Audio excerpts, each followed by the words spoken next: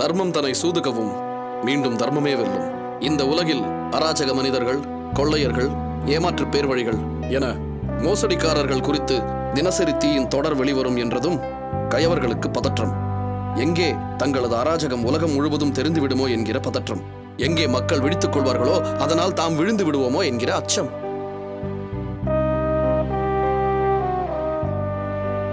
இந்த அச்சத்தின் வெளிப்பாடுதான் தினசரி தீயின் முக்கிய அங்கமான ஆனந்தி வீழ்த்தப்பட்டது. கரெக்டா? ஆனால் இந்த வீழ்ச்சி தற்காலிகமானது. தர்மத்தை சிறிது நேரம் சூது கவ்வி இருக்கிறது. ஆனால் மீண்டும் தர்மமே வெல்லும்.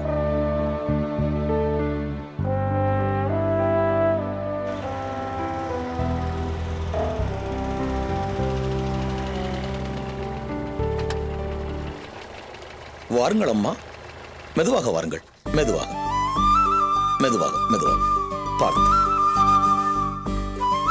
பார்த்து பார்த்து வாருங்கள்.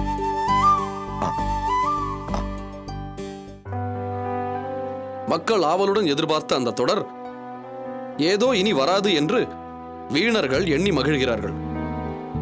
அதர்மத்தின் மகிழ்ச்சி சிறிது நீடிக்கட்டும். அப்பொழுதுதான் அவர்களது கடுமையான வீழ்ச்சியின் பாதிப்பு அவர்களுக்கு புரியும்.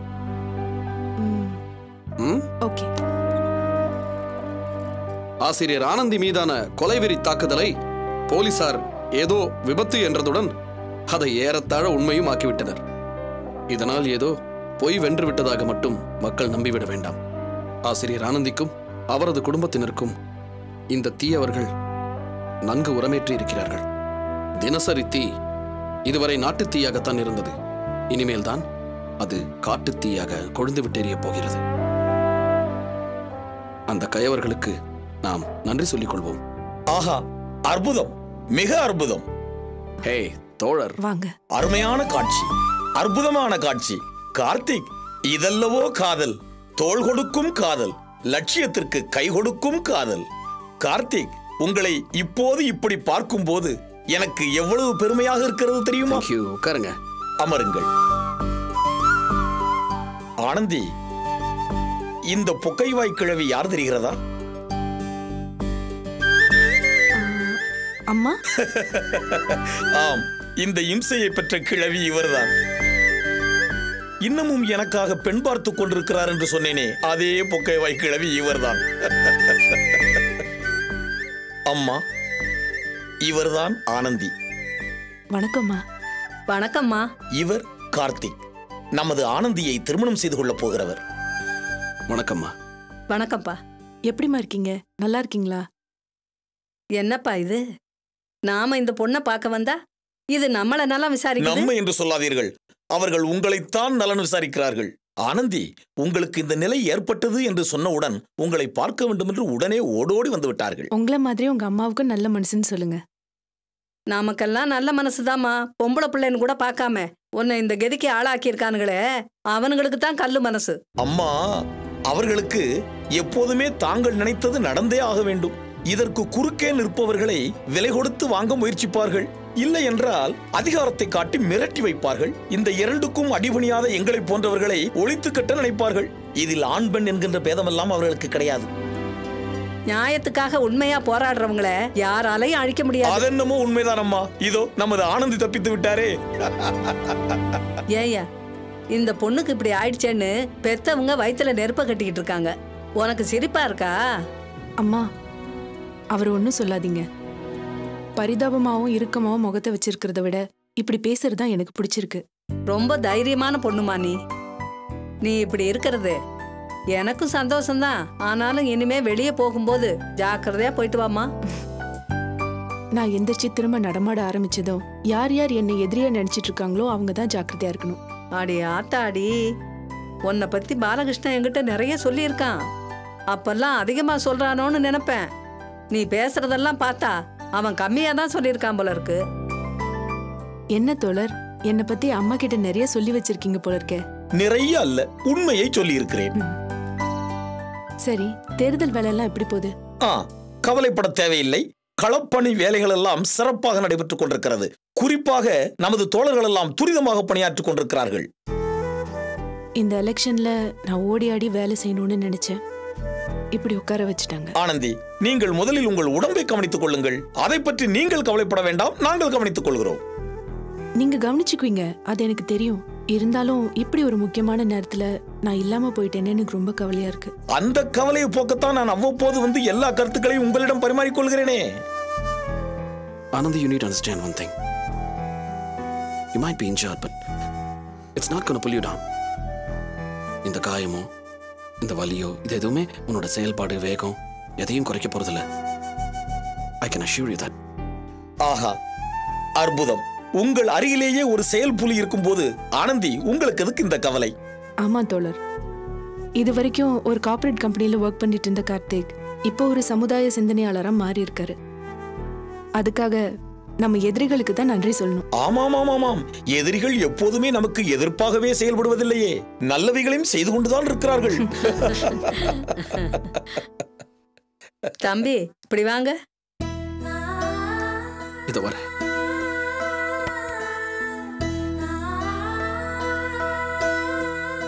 உட்காருங்க. எங்க? இங்கதான் சும்மா உட்காருங்க. உங்களை எல்லாம் பார்க்கும்போது எனக்கு பெருமையா சந்தோஷமா இருக்கு. புருஷன் பொண்டாட்டின்னா இப்படித்தான் இருக்கணும். அம்மா ஆனந்தி, எந்த காலத்திலையும் இந்த தம்பி மனசை புண்படுத்தாத. இந்தாங்க என் குலதெய்வம் 90. நீங்க நீடூழி ரொம்ப காலம் நல்லா இருக்கணும். 2 பேரும் சந்தோஷமா இருக்கணும். வயசானவ வாழ்ந்து முடிச்சவ, நான் சொல்றேன் நல்லதே நடக்கும்.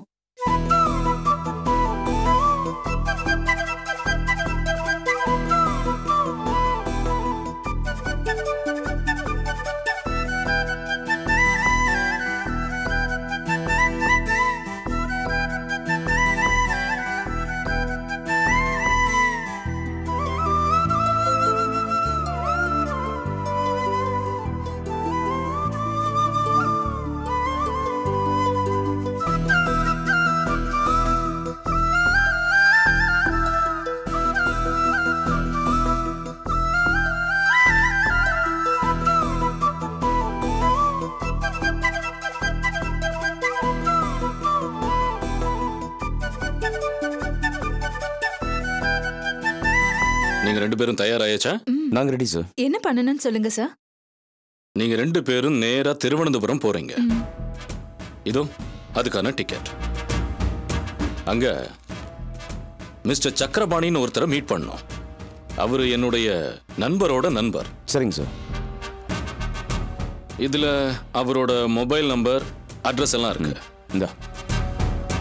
அவர்கிட்ட நீங்க 2 பேரும் எனக்கு வேண்டிய பத்திரிக்கைக்காரங்க சிறுவர் ஜெயில பத்தி ஒரு ஸ்டோரி பண்றாங்க, அது தொடர்பா அங்க இருக்கிற சிறுவர் ஜெயில பார்க்கணும்னு சொல்லியிருக்கேன். அவரு உங்களுக்கு எல்லா உதவியும் பண்ணுவார். Okay sir. சார், நாங்க தொல்காப்பியனை பத்தி தான் விசாரிக்க போறோம்னு அவருக்கு தெரியுமா? நோ, அத பத்தி எதுவும் தெரியாது. அவரை பொறுத்த வரைக்கும் நீங்க சிறுவர் ஜெயில பத்தி ஸ்டோரி பண்றதுக்காக அங்க வந்திருக்கிற ஜேர்னலிஸ்ட், என்னோட ஃப்ரெண்ட்ஸ், அவ்வளவுதான். சோ சிறுவர் ஜெயிலுக்குள்ள போனதுக்கு அப்புறம் தொல்காப்பியனை பத்தி விசாரிக்கிறது தான் எங்களோட பொறுப்பு, இல்ல சார்? That's it. சாமர்த்தியமா எல்லாத்தையும் விசாரிக்க வேண்டியது உங்க பொறுப்பு. ஜேர்னலிஸ்ட்ங்கிற அடையாளத்தோட நீங்க அங்க போறதால எதை பத்தியும் விசாரிக்கிறதுக்கான உரிமை உங்களுக்கு உண்டு. சோ அதை முழுமையா யூஸ் பண்ணிக்கிட்டு தொல்காப்பியனை பத்தின தகவல்களை சேகரிங்க.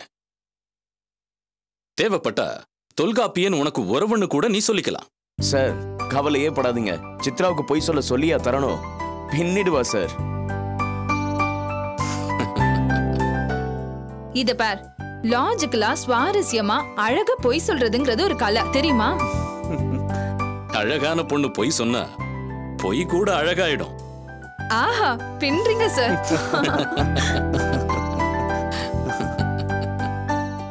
குட். அப்ப நீங்க கிளம்புங்க. தேவையான தகவல்கள் கிடைச்சதும் நீங்க உடனடியா ஃளைட்ட பிடிச்சு வந்துருங்க. Okay? Okay sir. Okay sir. All the best. Thank you sir. Thank you sir. By.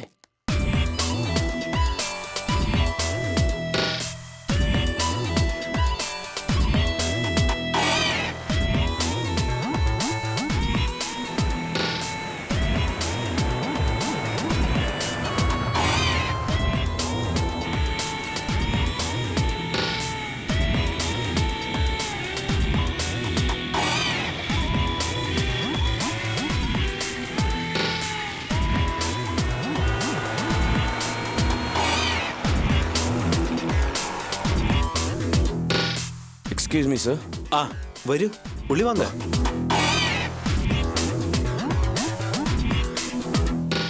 Sir நாங்கள் சென்னையிலேருந்து வரோம். குலோத்துங்கன் சாரோட ஃப்ரெண்டு.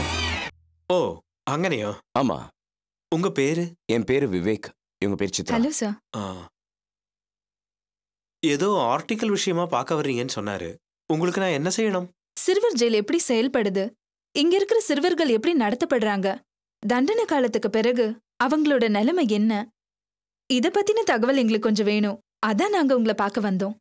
இந்த விஷயங்கள் எல்லாம் தமிழ்நாட்டில் இருக்கிற சிறுவர் ஜெயிலே கிடைக்குமே. அங்கனே இருக்கும்போ நீங்கள் எதுக்கு இத்தனை தூரம் வரணும்? நாங்க தமிழ்நாட்டிலையும் ஒரு சர்வே எடுத்திருக்கோம். ஆனா கேரளாவில் குறிப்பா இந்த ஜெயில் ரொம்ப சிறப்பா செயல்படுறதா கேள்விப்பட்டோம். அதான் உங்ககிட்ட பேசி தகவல் சேகரிக்கலான்னு வந்தோம். ஓகே, உங்களுக்கு என்ன தெரியணுமோ கேளுங்க, நான் சொல்றேன்.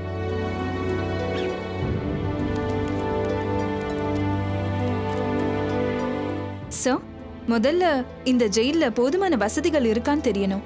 அது நீங்க நேரடியா பார்த்து தெரிஞ்சுக்கலாமே. இப்ப பார்க்கலாங்களா?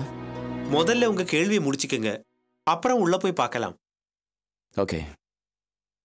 இங்க இருக்கிற சிறுவர்களை நீங்க குற்றவாளிகளா பாக்குறீங்களா? நிச்சயமா இல்ல. குற்றம் செஞ்சவங்க குற்றவாளி தானே.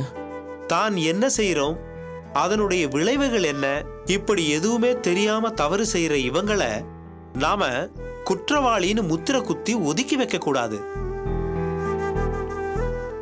சிறுவர்கள் குற்றம் செஞ்சா அதுக்கு மறைமுகமா இந்த சமூகம் தான் காரணம். நீங்க சொல்றத பார்த்தா இந்த சிறையில இருந்து வெளியில போற சிறுவர்கள் மனசுல தான் ஒரு குற்றவாளிங்கிற உறுத்தலே இருக்காது போல இருக்கே. இருக்க கூடாதுன்னு தான் விரும்புறேன். இது ஜெயில் கிடையாதுமா, சீர்திருத்த பள்ளி. அறியாம செஞ்ச தவறுகளை திருத்திக்கிறதுக்கு வழி செய்யணுமே தவிர அவங்களோட மனசுல தப்பான எண்ணங்களையோ பயத்தையோ வளர்க்க கூடாது. அதனால தான் நாங்க கூட யூனிஃபார்ம் போடாம கேஷுவல் ட்ரெஸ்ல இப்படி இருக்கு. உங்களை மாதிரி சிந்திக்கிற ஆளுங்களை பார்க்கறது ரொம்ப அபூர்வம் sir. Sir, one more question. இங்க இருக்கிற சிறுவர்களை பத்தின ரெக்கார்ட்ஸ் எல்லாம் பாதுகாக்கப்படுதா? இங்க இருக்கிற சிறுவர்களை பாதுகாக்கிற நாங்க அவங்க ரெக்கார்ட்ஸை பாதுகாக்க மாட்டோமா? சார், 1984 வருஷம் நினைக்கிறேன், எங்க நண்பர் ஒருத்தர் தொல்காப்பியன் பேரு இந்த ஹோம்ல தண்டனை அனுபவிச்சிருக்காரு. அவரை பத்தி டீடைல்ஸ் ஏதாவது கிடைக்குமா? நாங்க ரெக்கார்ட்ஸ் எல்லாம் சரியா பாதுகாக்கிறோமான்னு செக் பண்றீங்களா? நோ நோ நோ, நாங்க அதுக்காக கேட்கல.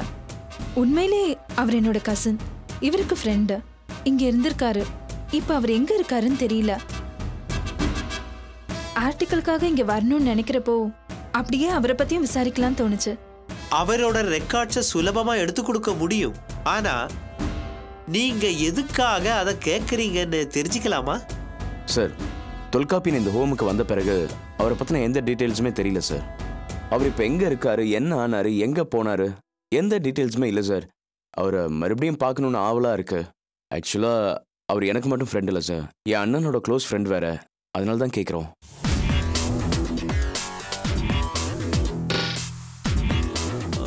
One second. எந்த வருஷம் சொன்னீங்க? 1984 சார். கோவிந்தகுட்டி சார், 1984 ரெக்கார்டு உண்டோ? Okay sir.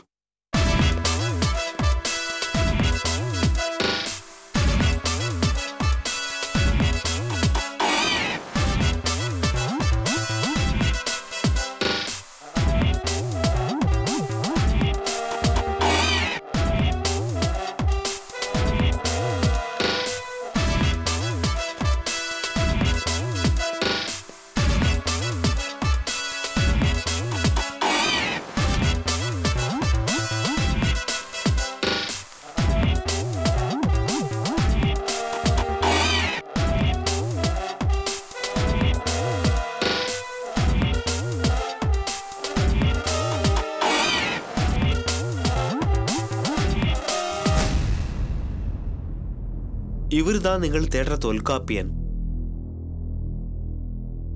1984 பிப்ரவரி 11 இங்க வந்திருக்காரு. 89 அக்டோபர் 2 ஒரு காந்தி ஜெயந்தி அன்னைக்கு விடுதலை ஆயிருக்காரு. சார், என்ன குற்றத்துக்காக அவரை கைது பண்ணாங்க? தன்னோட அம்மாவையும் அவரோட இருந்த இன்னொரு ஆளையும் தொல்காப்பியன் கொலை செஞ்சிருக்கான்.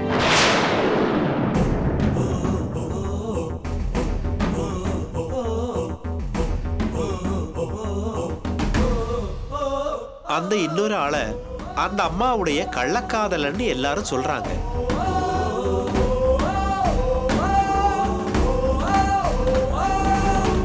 தன்னோட அம்மாவை கள்ளக்காதலனோட பார்த்த தொல்காப்பியன் கோபத்துல 2 பேரையும் கொலை செஞ்சிட்டதா குற்றம் நிரூபிக்கப்பட்டு 7 வருஷம் தண்டனை கொடுத்திருக்காங்க.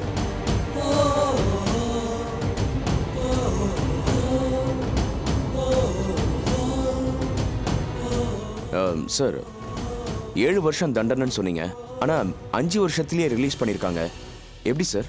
நன்னடத்தை காரணமா 5 வருஷத்திலேயே அவனை விடுதலை பண்ணிட்டாங்க. சார், தண்டனை காலத்துல அவர் எப்படி நடந்துகிட்டாருன்னு சொல்ல முடியுமா? நல்லபடியா நடந்த காரணத்தினால தானே தண்டனையை குறைச்சிருக்காங்க. இல்ல சார், மத்தவங்க கூட எப்படி பழகுனாருன்னு அந்த அர்த்தத்துல கேட்டேன். எல்லார்கிட்டயும் சகஜமா தான் பழகனா. இங்க இருக்கிற ஒவ்வொரு சிறுவர்களுக்கும் ஒரு தொழில் கத்து கொடுப்போம். கெட்டிடம் கட்டுந்த தொழிலான அவன் இருந்தது. அவன் கூட இருந்த ஆளுகளுக்கு ரொம்ப உதவியா இருந்திருக்கான். அவனை பத்தி ஒரு கம்ப்ளைண்ட்டும் கிடையாது.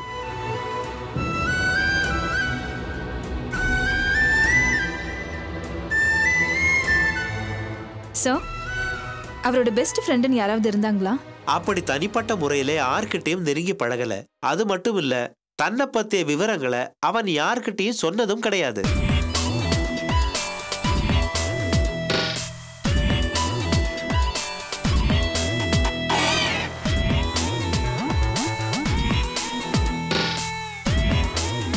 சார், அவனை பத்தி இன்னும் வேற ஏதாவது கேட்க வேண்டியிருக்கா? ஒன்றும் வேணாம் சார், இது போதும். சரி, அப்ப வாங்க, ஹோம் சுத்தி Okay, காட்டுறேன்.